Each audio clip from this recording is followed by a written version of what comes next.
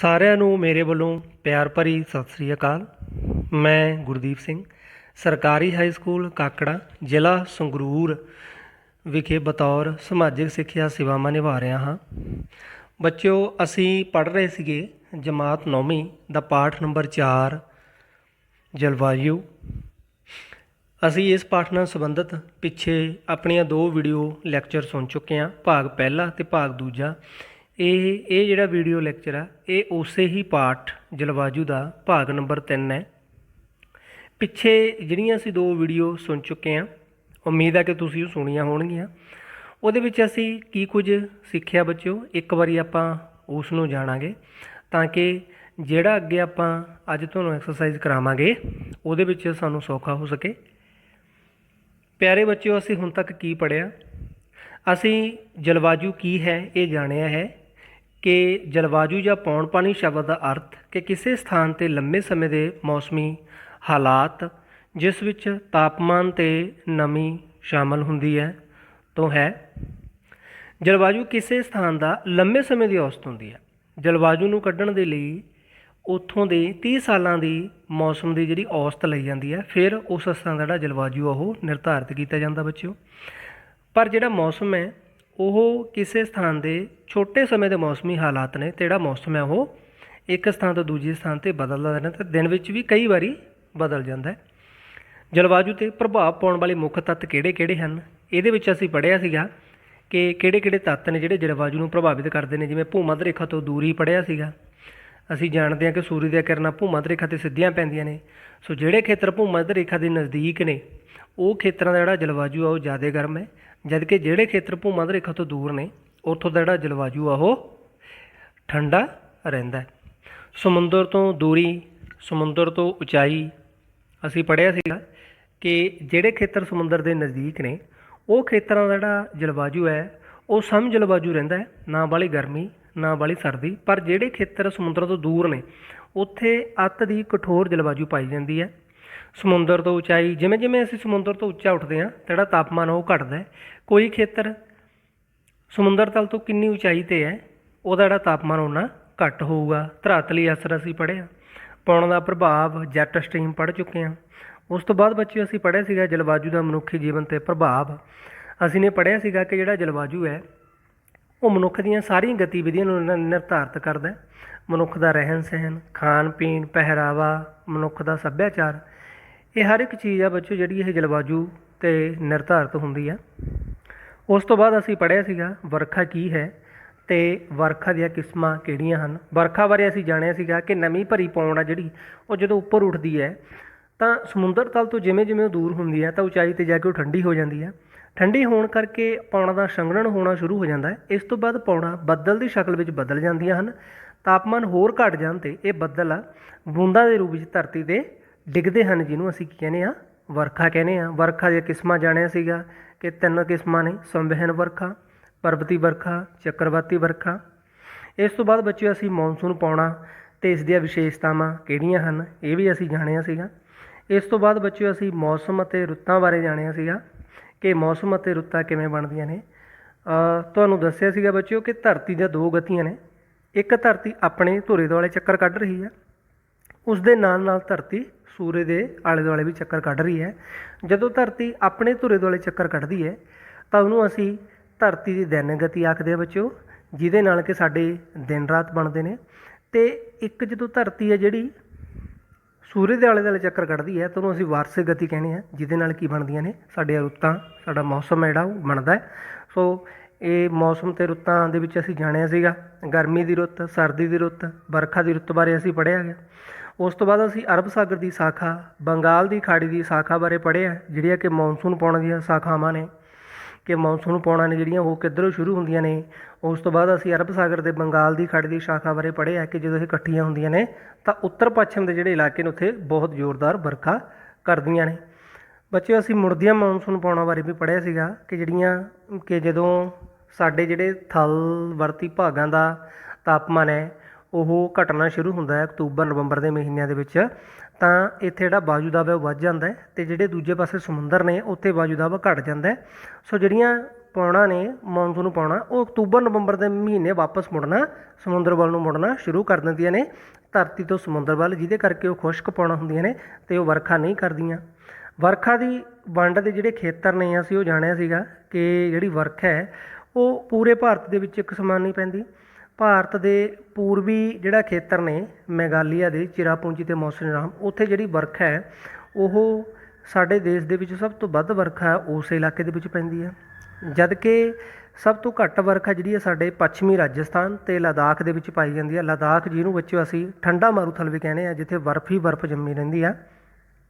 ਉਸ ਤੋਂ ਬਾਅਦ ਅਸੀਂ ਜਲਵਾਯੂ ਦਾ ਬੱਚਿਓ ਅਨੁਮਾਨ ਲਾਉਣ ਵਾਲੇ ਜਿਹੜੇ ਸਾਡੇ ਯੰਤਰ ਸੀਗੇ ਉਹ ਪੜ੍ਹੇ ਸੀਗੇ, ਜਿਵੇਂ ਕਿ ਅਸੀਂ ਸੁੱਕੀ ਗਿੱਲੀ ਗੋਲੀ ਦਾ ਥਰਮਾਮੀਟਰ, ਐਨਰਾਈਡ, ਬੈਰੋਮੀਟਰ, ਵਾਯੂ ਵੇਗ ਮਾਪਕ, ਵਾਯੂ ਵੇਗ ਸੂਚਕ, ਉੱਚਤਮ ਅਤੇ ਨਿਊਨਤਮ ਥਰਮਾਮੀਟਰ, ਵਰਖਾ ਮਾਪਕ ਯੰਤਰ, ਇਹਨਾਂ ਬਾਰੇ ਅਸੀਂ ਤਸਵੀਰਾਂ ਦੇ ਰਾਹੀਂ ਬੜੀ ਹੀ ਵਧੀਆ ਜਾਣਕਾਰੀ ਪ੍ਰਾਪਤ ਕੀਤੀ ਸੀ। ਕੁਦਰਤੀ ਆਫਤਾਂ ਅਤੇ ਸੁਨਾਮੀ ਬਾਰੇ ਅਸੀਂ ਪੜ੍ਹਿਆ ਸੀਗਾ। ਸੁਨਾਮੀ ਜਿਹੜੀ ਕਿ ਭਾਰਤ ਦੇ ਵਿੱਚ ਬੱਚੇ 2004 ਦੇ ਵਿੱਚ ਆਈ ਸੀ, ਉਹਦੇ ਬਾਰੇ ਅਸੀਂ ਡਿਟੇਲ ਦੇ ਵਿੱਚ ਜਾਣਕਾਰੀ ਪ੍ਰਾਪਤ ਕੀਤੀ ਸੀ ਕਿ ਕਿਸ ਤਰ੍ਹਾਂ ਜਿਹੜੀ ਇਹ ਸੁਨਾਮੀ ਸੀ ਇਹਨੇ ਸਾਡੇ ਪੂਰਬੀ ਖੇਤਰਾਂ ਦੇ ਵਿੱਚ ਜਿਹੜੀ ਆ ਭਾਰੀ ਤਬਾਹੀ ਕੀਤੀ ਸੀ। ਅਤੇ ਜਿਹੜਾ ਬੱਚੇ ਇਹ ਸੁਨਾਮੀ ਸ਼ਬਦ ਹੈ ਇਹ ਜਾਪਾਨੀ ਭਾਸ਼ਾ ਦਾ ਸ਼ਬਦ ਹੈ, ਇਹ ਵੀ ਅਸੀਂ ਪੜ੍ਹਿਆ ਸੀਗਾ ਕਿ ਜਿਹੜੀਆਂ ਇਹ ਸੁਨਾਮੀ ਹੈ ਇਹ ਸਮੁੰਦਰ ਦੇ ਵਿੱਚ ਉੱਚੀਆਂ ਉੱਚੀਆਂ ਉੱਠਦੀਆਂ ਲਹਿਰਾਂ ਨੂੰ ਇਹਦਾ ਨਾਮ ਦਿੱਤਾ ਗਿਆ। ਸੁਨਾਮੀ ਦੇ ਮਾੜੇ ਪ੍ਰਭਾਵਾਂ ਬਾਰੇ ਵੀ ਅਸੀਂ ਪੜ੍ਹਿਆ ਸੀਗਾ ਕਿ ਸੁਨਾਮੀ ਹੈ ਜਿਹੜੀ ਉਹ ਜਾਨੀ ਮਾਲੀ ਨੁਕਸਾਨ ਕਰਦੀਆਂ ਨੇ, ਫਸਲਾਂ ਤਬਾਹ ਹੋ ਜਾਂਦੀਆਂ ਨੇ, ਜਿਹੜਾ ਮਨੁੱਖ ਦਾ ਰਹਿਣ ਬਸੇਰਾ ਉਹ ਢਹਿ ਜਾਂਦਾ। ਇਹ ਸਾਰੇ ਬਾਰੇ ਅਸੀਂ ਡਿਟੇਲ ਦੇ ਵਿੱਚ ਪਹਿਲੀਆਂ 2 ਵੀਡੀਓ ਦੇ ਵਿੱਚ ਬੱਚਿਓ ਹੁਣ ਤੱਕ ਅਸੀਂ ਪੜ੍ਹ ਚੁੱਕੇ ਹਾਂ। ਅਤੇ ਹੁਣ ਅੱਜ ਜਿਹੜਾ ਇਹ ਵੀਡੀਓ ਲੈਕਚਰ ਆ ਤਾਂ ਸਾਡਾ ਇਹ ਤੀਸਰਾ ਵੀਡੀਓ ਲੈਕਚਰ ਆ ਭਾਗ 3 ਜਲਵਾਯੂ ਪਾਠ ਦਾ। ਇਹਦੇ ਵਿੱਚ ਅਸੀਂ ਅੱਜ ਦੇ ਵਿੱਚ ਇਸ ਲੈਕਚਰ ਦੇ ਵਿੱਚ ਅਸੀਂ ਜਿਹੜਾ ਸਾਡਾ ਅਭਿਆਸ ਦਾ ਕੰਮ ਰਹਿ ਗਿਆ ਸੀ ਉਹ ਅਸੀਂ ਪੂਰਾ ਕਰਾਂਗੇ। ਅਭਿਆਸ ਦੇ ਵਿੱਚ ਅਸੀਂ ਨਕਸ਼ਾ ਕਰਾਂਗੇ, ਸਾਡੇ ਜਿਹੜੇ ਕੁਐਸਚਨ ਆਨਸਰ ਨੇ ਉਹ ਅਸੀਂ ਬਹੁਤ ਹੀ ਸੌਖੇ ਤਰੀਕੇ ਦੇ ਨਾਲ ਪੜ੍ਹਾਂਗੇ। ਸੋ ਅੱਜ ਦਾ ਜਿਹੜਾ ਸਾਡਾ ਇਹ ਵੀਡੀਓ ਲੈਕਚਰ ਰਹੂਗਾ ਬੱਚਿਓ ਉਹ ਸਾਡਾ ਸਾਰਾ ਅਭਿਆਸ 'ਤੇ ਹੀ ਰਹੂਗਾ। ਸੋ ਆ ਜਾਓ ਆਪਾਂ ਸ਼ੁਰੂ ਕਰਦੇ ਹਾਂ ਆਪਣਾ ਜਿਹੜਾ ਅਭਿਆਸ। ਹੁਣ ਅਸੀਂ ਅਭਿਆਸ ਸ਼ੁਰੂ ਕਰਦੇ ਹਾਂ ਆਪਣਾ। ਅਭਿਆਸ ਦੇ ਵਿੱਚ ਜਦੋਂ ਅਸੀਂ ਦੇਖਦੇ ਹਾਂ ਬੱਚਿਓ ਤਾਂ ਸਭ ਤੋਂ ਪਹਿਲਾਂ ਸਾਡਾ ਨਕਸ਼ਾ ਕਾਰਜ ਆਉਂਦਾ। ਨਕਸ਼ਾ ਭਰਨਾ ਸਾਨੂੰ ਦੱਸਿਆ ਹੋਇਆ, ਸਾਨੂੰ ਉਹਨਾਂ ਨੇ ਕਿਹਾ ਹੈ ਕਿ ਨਕਸ਼ੇ ਦੇ ਵਿੱਚ ਤੁਸੀਂ ਦਿਖਾਓ ਗਰਮੀਆਂ ਦੇ ਮੌਨਸੂਨ ਪੌਣਾ ਦੀ ਦਿਸ਼ਾ, ਸਰਦੀਆਂ ਦੇ ਮੌਨਸੂਨ ਪੌਣਾ ਦੀ ਦਿਸ਼ਾ, 200 ਸੈਂਟੀਮੀਟਰ ਜਾਂ ਇਸ ਤੋਂ ਵੱਧ ਵਰਖਾ ਵਾਲੇ ਕੋਈ 2 ਇਲਾਕੇ, 100 ਤੋਂ 200 ਸੈਂਟੀਮੀਟਰ ਵਰਖਾ ਵਾਲੇ ਕੋਈ 2 ਇਲਾਕੇ, 50 ਤੋਂ 100 ਸੈਂਟੀਮੀਟਰ ਵਰਖਾ ਵਾਲੇ ਵੀ ਕੋਈ 2 ਇਲਾਕੇ। ਸੋ ਸਾਰੇ ਬੱਚਿਆਂ ਨੇ ਆਪਣਾ ਜਿਹੜਾ ਨਕਸ਼ਾ ਹੈ ਇੰਡੀਅਨ ਮੈਪ ਆ ਜਿਹੜਾ, ਭਾਵੇਂ ਫਿਜ਼ੀਕਲ ਲੈ ਲਓ ਭਾਵੇਂ ਪੋਲੀਟੀਕਲ ਲੈ ਲਓ, ਉਹ ਤੁਸੀਂ ਲੈ ਲਓ ਅਤੇ ਇੱਕ ਪੈਨਸਲ ਨਾਲ ਕੋਲ ਰੱਖਣੀ ਹੈ। ਨਕਸ਼ਾ ਜਿਹੜਾ ਉਹ ਪੈਨਸਲ ਦੇ ਨਾਲ ਹੀ ਭਰਨਾ। ਸੋ ਆਓ ਆਪਾਂ ਨਕਸ਼ਾ ਭਰਦੇ ਹਾਂ। ਸਭ ਤੋਂ ਪਹਿਲਾਂ ਸਾਨੂੰ ਕਿਹਾ ਗਿਆ ਗਰਮੀਆਂ ਦੇ ਮੌਨਸੂਨ ਪੌਣਾ ਦੀ ਦਿਸ਼ਾ। ਗਰਮੀਆਂ ਦੇ ਜਿਹੜੀਆਂ ਮੌਨਸੂਨ ਪੌਣਾ ਨੇ ਬੱਚਿਓ ਉਹ ਸਮੁੰਦਰ ਤੋਂ, ਹਿੰਦ ਮਹਾਸਾਗਰ ਤੋਂ, ਕੇਰਲਾ ਦੇ ਤੱਟਾਂ ਤੋਂ ਹੁੰਦੀਆਂ ਹੋਈਆਂ ਇੱਕ ਸ਼ਾਖਾ ਜਿਹੜੀ ਹੈ ਉਹਨਾਂ ਦੀ ਉਹ ਉੱਤਰ ਪੱਛਮ ਵੱਲ ਚਲੀ ਜਾਂਦੀ ਹੈ ਅਤੇ ਇੱਕ ਸ਼ਾਖਾ ਜਿਹੜੀ ਹੈ ਬੱਚਿਓ ਉਹ ਪੂਰਬੀ ਦਿਸ਼ਾ ਵੱਲ ਚਲੀ ਜਾਂਦੀ ਹੈ। ਇਹ ਬੱਚਿਓ ਸਾਡੀਆਂ ਗਰਮੀਆਂ ਦੀਆਂ ਮੌਨਸੂਨ ਪੌਣਾ ਨੇ ਜਿਹੜੀ ਇਹ ਉਹਨਾਂ ਦੀ ਦਿਸ਼ਾ, ਅਤੇ ਗਰਮੀ ਦੀ ਜਿਹੜੀਆਂ ਮੌਨਸੂਨ ਪੌਣਾ ਨੇ ਉਹ ਸਮੁੰਦਰ ਤੋਂ ਧਰਤੀ ਵੱਲ ਚੱਲਦੀਆਂ ਨੇ। ਨਮੀ ਨਾਲ ਭਰੀਆਂ ਹੋਣ ਕਰਕੇ ਇਹ ਜਿਹੜੀਆਂ ਨੇ ਇਹ ਪੂਰੇ ਉੱਤਰੀ ਭਾਰਤ ਦੇ ਵਿੱਚ ਵਰਖਾ ਕਰਦੀਆਂ ਨੇ। ਇਹ ਜੂਨ ਤੋਂ ਸ਼ੁਰੂ ਹੁੰਦੀਆਂ ਨੇ ਅਤੇ 15 ਜੁਲਾਈ ਤੱਕ ਤਕਰੀਬਨ ਸਾਰੇ ਭਾਰਤ ਦੇ ਵਿੱਚ ਜਿਹੜੀ ਹੈ ਇਹ ਪਹੁੰਚ ਜਾਂਦੀਆਂ ਨੇ ਅਤੇ ਜ਼ੋਰਦਾਰ ਵਰਖਾ ਕਰਦੀਆਂ ਨੇ। ਅੱਗੇ ਹੈ ਸਾਡੇ ਕੋਲ ਸਰਦੀਆਂ ਦੇ ਮੌਨਸੂਨ ਪੌਣਾ। ਸਰਦੀਆਂ ਦੇ ਮੌਨਸੂਨ ਪੌਣਾ ਨੇ ਬੱਚਿਓ ਜਿਹੜੀਆਂ ਉਹ ਥਲ ਭਾਗਾਂ ਤੋਂ ਸਮੁੰਦਰਾਂ ਨੂੰ ਚੱਲਦੀਆਂ ਨੇ। ਸਮੁੰਦਰਾਂ ਨੂੰ ਚੱਲਦੀਆਂ ਹੋਈਆਂ ਜਿਹੜੀਆਂ ਇਹ ਪੌਣਾ ਹੁੰਦੀਆਂ ਨੇ ਬੱਚਿਓ ਇਹ ਖੁਸ਼ਕ ਹੁੰਦੀਆਂ ਨੇ ਕਿਉਂਕਿ ਧਰਾਤਲੀ ਖੇਤਰਾਂ ਤੋਂ ਆਉਂਦੀਆਂ ਨੇ। ਧਰਾਤਲੀ ਖੇਤਰਾਂ ਦੇ ਵਿੱਚ ਜਿਹੜਾ ਅਕਤੂਬਰ ਨਵੰਬਰ ਦੇ ਮਹੀਨੇ ਜਿਹੜਾ ਤਾਪਮਾਨ ਉਹ ਘਟਣ ਲੱਗ ਜਾਂਦਾ ਅਤੇ ਵਾਯੂ ਦਾਬ ਵਧਣ ਲੱਗ ਜਾਂਦਾ, ਜਿਸ ਕਰਕੇ ਜਿਹੜੀਆਂ ਇਹ ਪੌਣਾ ਨੇ ਇਹ ਥਲ ਭਾਗਾਂ ਤੋਂ ਜਲ ਭਾਗ ਵੱਲ ਨੂੰ ਚੱਲਦੀਆਂ ਨੇ, ਧਰਤੀ ਤੋਂ ਸਮੁੰਦਰ ਵੱਲ ਨੂੰ ਚੱਲਦੀਆਂ ਨੇ। ਅਤੇ ਜਦੋਂ ਹੀ ਇਹ ਬੰਗਾਲ ਦੀ ਖਾੜੀ ਦੇ ਉੱਪਰ ਦੀ ਲੰਘਦੀਆਂ ਨੇ ਤਾਂ ਇਹ ਨਮੀ ਨਾਲ ਭਰ ਜਾਂਦੀਆਂ ਨੇ ਅਤੇ ਤਾਮਿਲਨਾਡੂ ਦੇ ਤੱਟਾਂ 'ਤੇ ਆ ਕੇ ਜ਼ੋਰਦਾਰ ਵਰਖਾ ਕਰਦੀਆਂ ਨੇ। ਅੱਗੇ ਬੱਚਿਓ ਸਾਡੇ ਕੋਲ ਹੈ 200 ਸੈਂਟੀਮੀਟਰ ਜਾਂ ਇਸ ਤੋਂ ਵੱਧ ਵਰਖਾ ਵਾਲੇ ਕੋਈ 2 ਇਲਾਕੇ। ਉਹ ਬੱਚਿਓ ਸਾਡੇ ਕੋਲ ਹੈਗੇ ਨੇ ਅਸਾਮ ਦਾ ਇਲਾਕਾ ਸਾਡੇ ਕੋਲ ਅਤੇ ਇੱਕ ਮੇਘਾਲਿਆ। ਇਹ ਬੱਚਿਓ ਸਾਡੇ 200 ਸੈਂਟੀਮੀਟਰ ਤੋਂ ਵੱਧ ਵਰਖਾ ਵਾਲੇ ਖੇਤਰ ਨੇ। ਅੱਗੇ ਸਾਨੂੰ ਪੁੱਛਿਆ ਕਿ 100 ਸੈਂਟੀਮੀਟਰ ਤੋਂ 200 ਸੈਂਟੀਮੀਟਰ ਵਾਲੇ ਕੋਈ ਦੋ ਇਲਾਕੇ। ਤਾਂ ਉਹ ਆਪਾਂ ਇੱਕ ਉੜੀਸਾ ਲਗਾ ਰਹੇ ਹਾਂ ਅਤੇ ਇੱਕ ਪੱਛਮੀ ਬੰਗਾਲ ਲਗਾ ਰਹੇ ਹਾਂ। ਇਹ ਸਾਡੇ 100 ਤੋਂ 200 ਸੈਂਟੀਮੀਟਰ ਵਾਲੇ ਇਲਾਕੇ ਨੇ। ਅੱਗੇ ਸਾਨੂੰ ਪੁੱਛਿਆ ਹੈ 50 ਸੈਂਟੀਮੀਟਰ ਤੋਂ 100 ਸੈਂਟੀਮੀਟਰ ਵਰਖਾ ਵਾਲੇ ਕੋਈ ਦੋ ਇਲਾਕੇ। ਸੋ ਉਹ ਇੱਕ ਤਾਂ ਸਾਡਾ ਪੰਜਾਬ ਹੈ ਅਤੇ ਇੱਕ ਸਾਡਾ ਹੈ ਹਰਿਆਣਾ। ਇਹ ਜਿਹੜੇ ਖੇਤਰ ਨੇ ਇੱਥੇ ਜਿਹੜੀ ਵਰਖਾ ਉਹ 50 ਸੈਂਟੀਮੀਟਰ ਤੋਂ 100 ਸੈਂਟੀਮੀਟਰ ਦੇ ਵਿਚਕਾਰ ਪੈਂਦੀ ਆ। ਸੋ ਇਹ ਬੱਚਿਓ ਅਸੀਂ ਜਿਹੜਾ ਸਾਡਾ ਨਕਸ਼ਾਕਾਰ ਸੀਗਾ ਉਹ ਕਰ ਲਿਆ।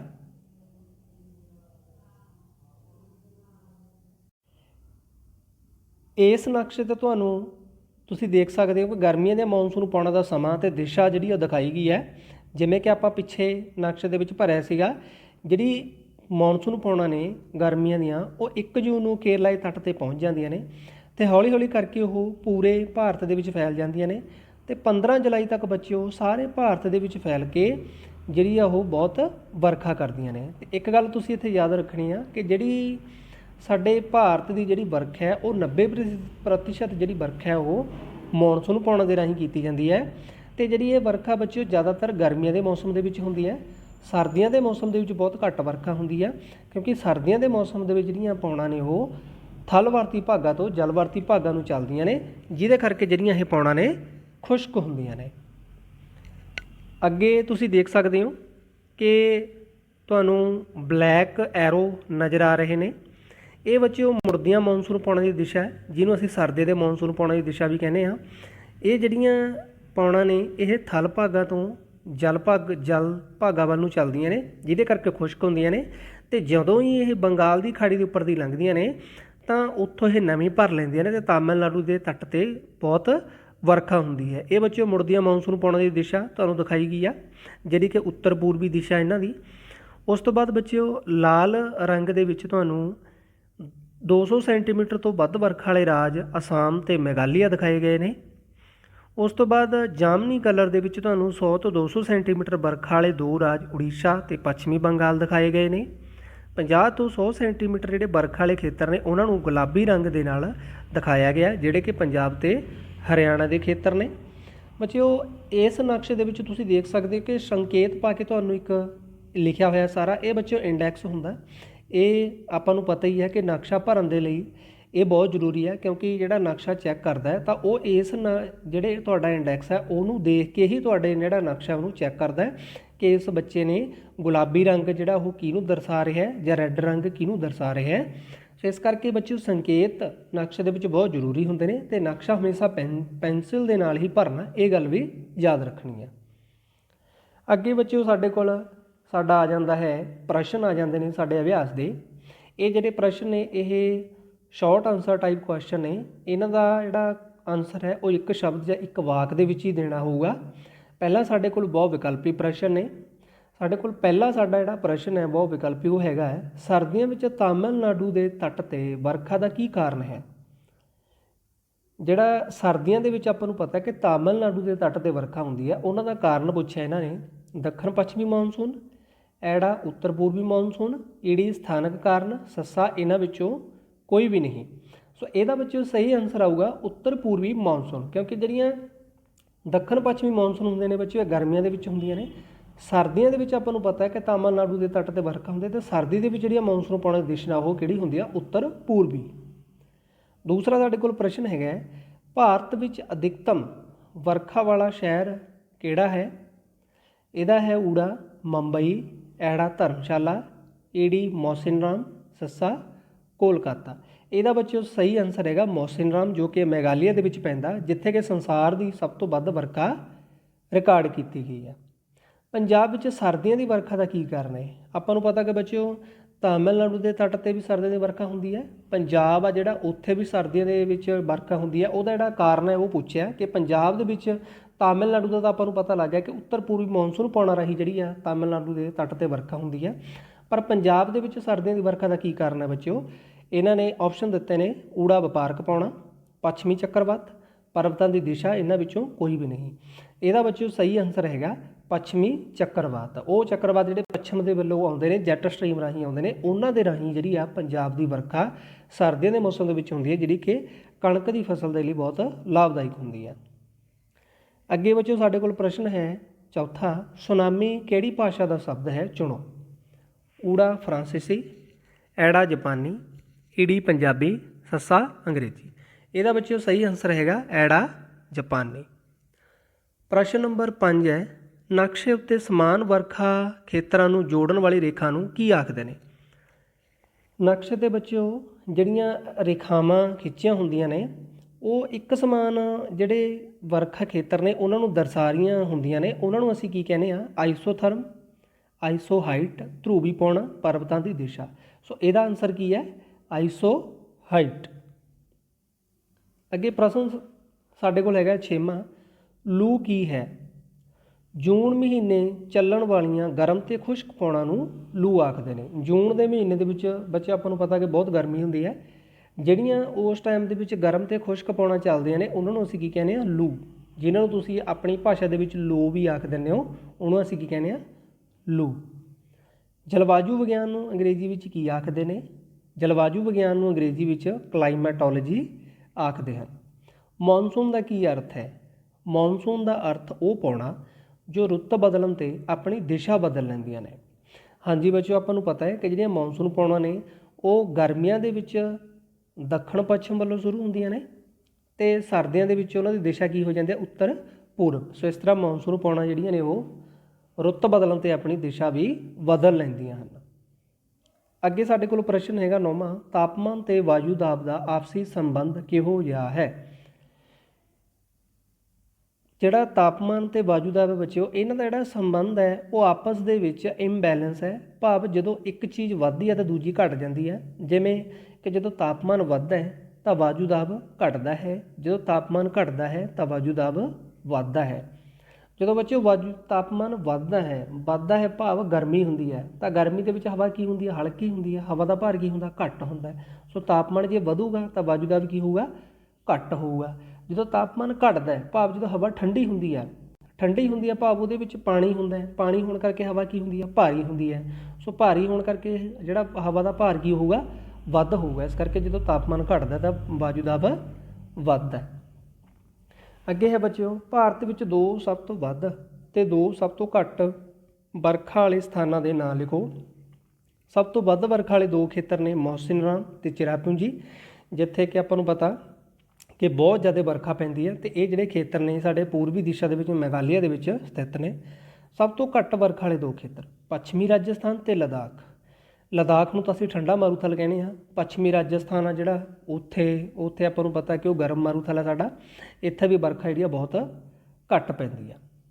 ਸੋ ਅੱਗੇ ਬੱਚਿਓ ਸਾਡੇ ਨੇ ਜਿਹੜੇ ਸੰਖੇਪ ਉੱਤਰਾਂ ਵਾਲੇ ਜਿਹੜੇ ਪ੍ਰਸ਼ਨ ਨੇ ਉਹ ਸ਼ੁਰੂ ਹੋ ਜਾਂਦੇ ਨੇ।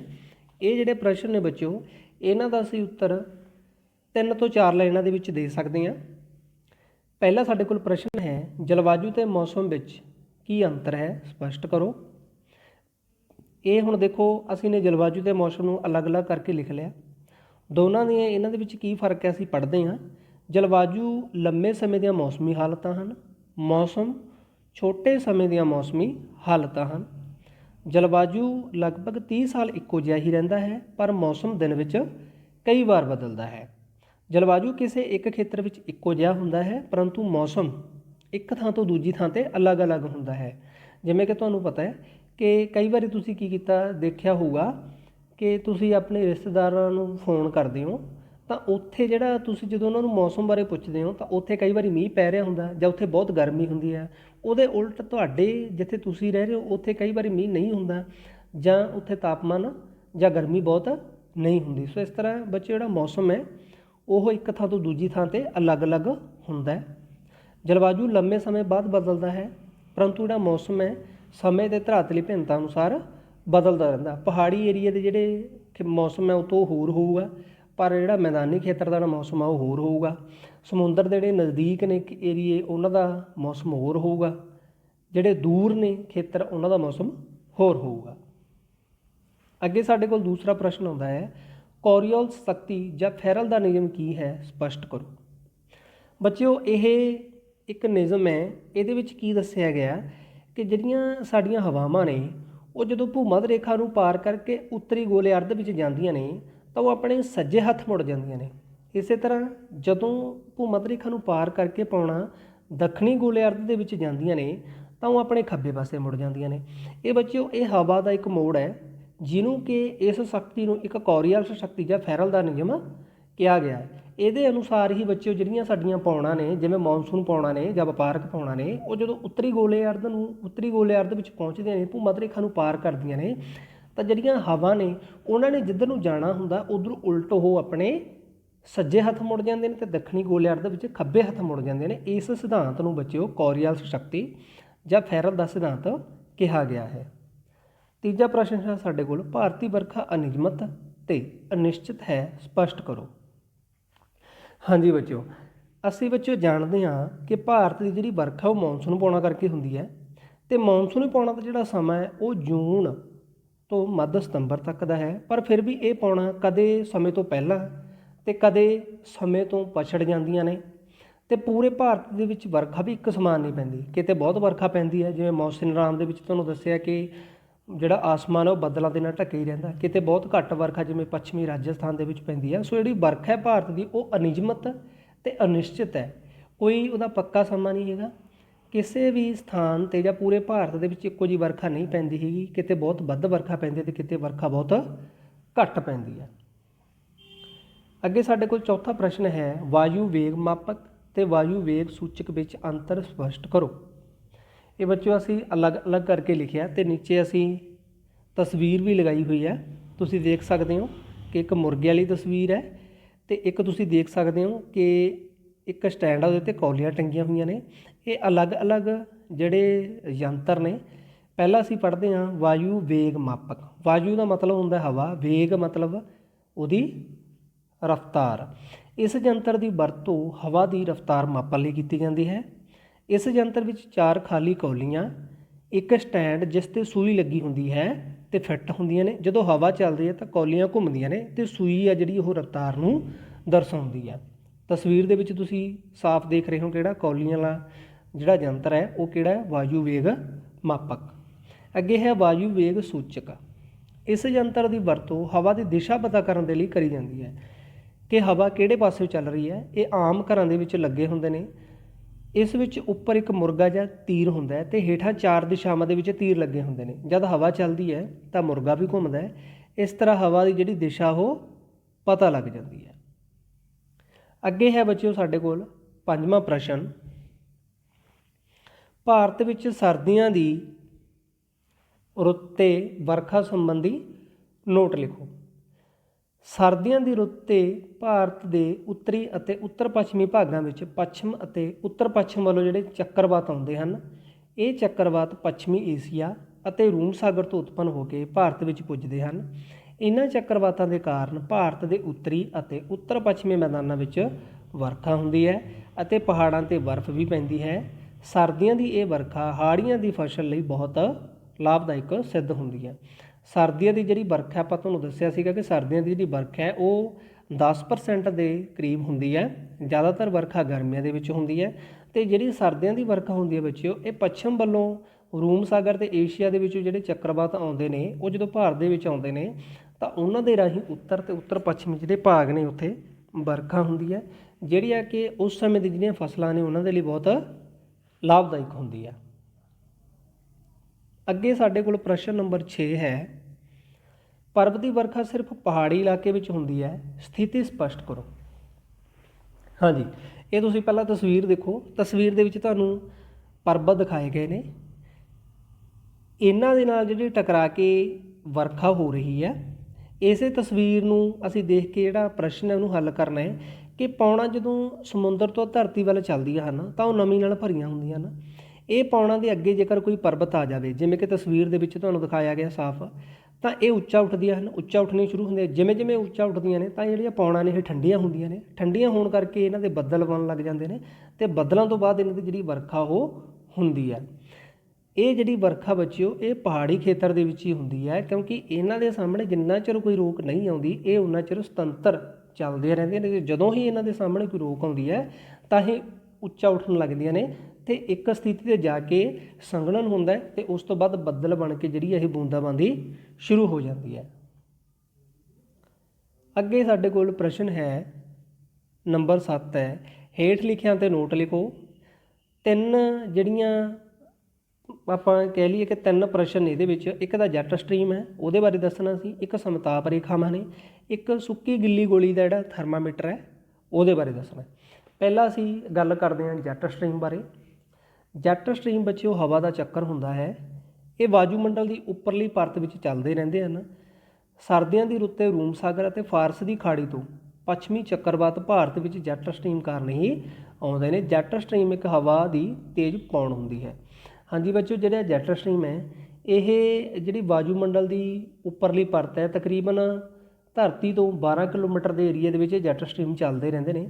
ਅਤੇ ਇਹ ਜਦੋਂ ਵੀ ਕਿਤੇ ਪਹੁੰਚਦੇ ਨੇ ਤਾਂ ਉੱਥੇ ਜਿਹੜਾ ਜਲਵਾਯੂ ਨੂੰ ਪ੍ਰਭਾਵਿਤ ਕਰਦੇ ਨੇ। ਅਤੇ ਜੇਕਰ ਇਹ ਗਰਮ ਦੇਸ਼ਾਂ ਦੇ ਵਿੱਚ ਪਹੁੰਚਦੇ ਨੇ ਤਾਂ ਉੱਥੇ ਇਹ ਠੰਡੀਆਂ ਹਵਾਵਾਂ ਲੈ ਕੇ ਜਾਂਦੇ ਨੇ, ਤਾਂ ਜਿਹੜਾ ਉੱਥੋਂ ਦਾ ਜਿਹੜਾ ਜਲਵਾਯੂ ਹੈ ਉਹਨੂੰ ਠੰਡਾ ਕਰ ਦਿੰਦੇ ਨੇ। ਜਿਵੇਂ ਕਿ ਭਾਰਤ ਦੇ ਵਿੱਚ ਜਿਹੜੇ ਸਰਦੇ ਦੇ ਵਿੱਚ ਜਿਹੜੇ ਚੱਕਰਵਾਤ ਆਉਂਦੇ ਨੇ ਉਹ ਜ਼ਿਆਦਾਤਰ ਜੈਟ ਸਟਰੀਮ ਕਾਰਨ ਆਉਂਦੇ ਨੇ, ਜਿਨ੍ਹਾਂ ਦੇ ਨਾਲ ਵਰਖਾ ਹੁੰਦੀ ਹੈ ਅਤੇ ਜਿਹੜੀਆਂ ਭਾਰਤ ਦੀ ਫਸਲਾਂ ਨੇ ਉਹਨਾਂ ਦੇ ਲਈ ਲਾਭਦਾਇਕ ਸਿੱਧ ਹੁੰਦੀ ਹੈ। ਅੱਗੇ ਹੈ ਸਾਡੇ ਕੋਲ ਸਮਤਾਪ ਰੇਖਾਵਾਂ। ਨਕਸ਼ੇ 'ਤੇ ਖਿੱਚੀ ਉਹ ਰੇਖਾ ਜੋ ਇੱਕੋ ਜਿਹੇ ਤਾਪਮਾਨ ਵਾਲੇ ਖੇਤਰਾਂ ਨੂੰ ਮਿਲਾਉਂਦੀ ਹੈ, ਉਹਨੂੰ ਅਸੀਂ ਕੀ ਕਹਿੰਦੇ ਹਾਂ? ਸਮਤਾਪ ਰੇਖਾ। ਦੇਖੋ ਨਾਮ ਤੋਂ ਹੀ ਪਤਾ ਲੱਗ ਰਿਹਾ, ਸਮਤਾਪ, ਸਮ ਭਾਵ ਬਰਾਬਰ, ਤਾਪ ਤਾਪਮਾਨ। ਸਮਤਾਪ ਜਿਹੜੇ ਖੇਤਰ ਨੇ ਉਹਨਾਂ ਨੂੰ ਜਿਹੜੀ ਰੇਖਾ ਨਕਸ਼ੇ 'ਤੇ ਜਿਹੜੀ ਦਰਸਾ ਰਹੀ ਹੈ ਉਹਨੂੰ ਅਸੀਂ ਸਮਤਾਪ ਰੇਖਾ ਕਹਿੰਦੇ ਹਾਂ, ਕਿ ਜਿਹੜੇ ਇਹ ਖੇਤਰ ਨੇ ਇਹਨਾਂ ਦਾ ਜਿਹੜਾ ਤਾਪਮਾਨ ਹੈ ਉਹ ਇੱਕੋ ਜਿਹਾ ਹੀ ਹੈ, ਸਮਾਨ ਹੈ। ਅੱਗੇ ਹੈ ਸੁੱਕੀ ਗਿੱਲੀ ਗੋਲੀ ਦਾ ਥਰਮਾਮੀਟਰ। ਇਹ ਥਰਮਾਮੀਟਰ ਬੱਚਿਓ ਹਵਾ ਦੀ ਨਮੀ ਮਾਪਣ ਦੇ ਲਈ ਵਰਤਿਆ ਜਾਂਦਾ ਥਰਮਾਮੀਟਰ ਹੈ। ਇਸ ਦੇ ਵਿੱਚ ਦੋ ਥਰਮਾਮੀਟਰ ਹੁੰਦੇ ਨੇ। ਇੱਕ ਥਰਮਾਮੀਟਰ ਹੈ ਜਿਹੜਾ ਉਹਦੇ ਹੇਠ ਮਲਮਲ ਦਾ ਕੱਪੜਾ ਬੰਨ੍ਹਿਆ ਹੁੰਦਾ ਹੈ ਅਤੇ ਉਹਦਾ ਜਿਹੜਾ ਇੱਕ ਸਿਰਾ ਉਹ ਪਾਣੀ ਦੇ ਵਿੱਚ ਰੱਖਿਆ ਜਾਂਦਾ ਹੈ, ਜੋ ਕਿ ਤਾਪਮਾਨ ਰਿਕਾਰਡ ਕਰਦਾ ਹੈ। ਇਹ ਜਿਹੜੇ ਦੋਨੇ ਥਰਮਾਮੀਟਰ ਹੁੰਦੇ ਨੇ ਇਹਨਾਂ ਦੇ ਵਿੱਚ ਜਿੰਨਾ ਤਾਪਮਾਨ ਹੈ ਉਹਦਾ ਜਿਹੜਾ ਅੰਤਰ ਹੁੰਦਾ ਹੈ ਉਸ ਨੂੰ ਕੱਢ ਕੇ ਅਸੀਂ ਹਵਾ ਦੀ ਜਿਹੜੀ ਨਮੀ ਆ ਉਹ ਪਤਾ ਕਰ ਸਕਦੇ ਕਿ ਹਵਾ ਜਿਹੜੀ ਆ ਉਹਦੇ ਵਿੱਚ ਕਿੰਨੀ ਕੁ ਨਮੀ ਪਾਈ ਜਾਂਦੀ ਹੈ, ਹਵਾ ਜਿਹੜੀ ਆ ਉਹ ਕਿੰਨੀ ਕੁ ਨਮੀ ਦੇ ਨਾਲ ਭਰੀ ਹੋਈ ਹੈ, ਉਹ ਇਸ ਥਰਮਾਮੀਟਰ ਸੁੱਕੀ ਗਿੱਲੀ ਗੋਲੀ ਥਰਮਾਮੀਟਰ ਨਾਲ ਪਤਾ ਲੱਗ ਜਾਂਦਾ ਹੈ। ਅੱਗੇ ਬੱਚਿਓ ਸਾਡੇ ਕੋਲ ਪ੍ਰਸ਼ਨ ਨੰਬਰ 8 ਹੈ। ਕੁਦਰਤੀ ਆਫਤਾਂ ਸਮੇਂ ਜਾਨੀ ਮਾਲੀ ਨੁਕਸਾਨ ਹੁੰਦਾ ਹੈ, ਵਿੱਚ ਜਾਨੀ ਮਾਲੀ ਕੀ ਹੈ? ਕੁਦਰਤੀ ਆਫਤਾਂ ਸਮੇਂ ਬੱਚਿਓ ਬਹੁਤ ਜ਼ਿਆਦਾ ਜਿਹੜਾ ਜਾਨੀ ਅਤੇ ਮਾਲੀ ਨੁਕਸਾਨ ਹੁੰਦਾ ਹੈ, ਸਾਨੂੰ ਪਤਾ ਹੈ। ਇਹਦੇ ਵਿੱਚ ਬੱਚਿਓ ਜਾਨੀ ਤੋਂ ਭਾਵ ਹੁੰਦਾ ਹੈ ਕਿ ਲੋਕ ਇਹਨਾਂ ਆਫਤਾਂ ਦੇ ਵਿੱਚ ਮਰ ਜਾਂਦੇ ਨੇ। ਬਹੁਤ ਸਾਰੇ ਲੋਕ ਨੇ ਇਹਨਾਂ ਆਫਤਾਂ ਦੇ ਵਿੱਚ ਮਰ ਜਾਂਦੇ ਨੇ। ਜਿਵੇਂ ਆਪਾਂ ਨੂੰ ਪਤਾ ਹੈ ਕਿ ਭਾਰਤ ਦੇ ਵਿੱਚ ਜਿਹੜੀ 2004 ਦੇ ਵਿੱਚ ਜਦੋਂ ਸੁਨਾਮੀ ਆਈ ਸੀ ਤਾਂ ਕਿੰਨੇ ਜਿਹੜੇ ਲੋਕ ਸੀਗੇ ਉਹ ਮਰ ਗਏ ਸੀਗੇ। ਉਹਨਾਂ ਨੂੰ ਅਸੀਂ ਕਹਿੰਦੇ ਹਾਂ ਕਿ ਜਿਹੜੇ ਲੋਕ ਨੇ ਉਹ ਆਪਣੀ ਜਾਨ ਤੋਂ ਗਏ, ਇਹਨੂੰ ਅਸੀਂ ਜਾਨੀ ਨੁਕਸਾਨ ਕਹਿੰਦੇ ਹਾਂ। ਮਾਲੀ ਤੋਂ ਭਾਵ ਹੁੰਦਾ ਹੈ ਬਹੁਤ ਸਾਰੀਆਂ ਜਿਹੜੀਆਂ ਇਮਾਰਤਾਂ ਨੇ, ਜਿਵੇਂ ਤੁਸੀਂ ਆਹ ਤਸਵੀਰ ਦੇ ਵਿੱਚ ਦੇਖ ਰਹੇ ਹੋ, ਦੇਖੋ ਇਮਾਰਤਾਂ ਕਿਵੇਂ ਢਹਿ ਢੇਰੀ ਹੋਈਆਂ ਨੇ।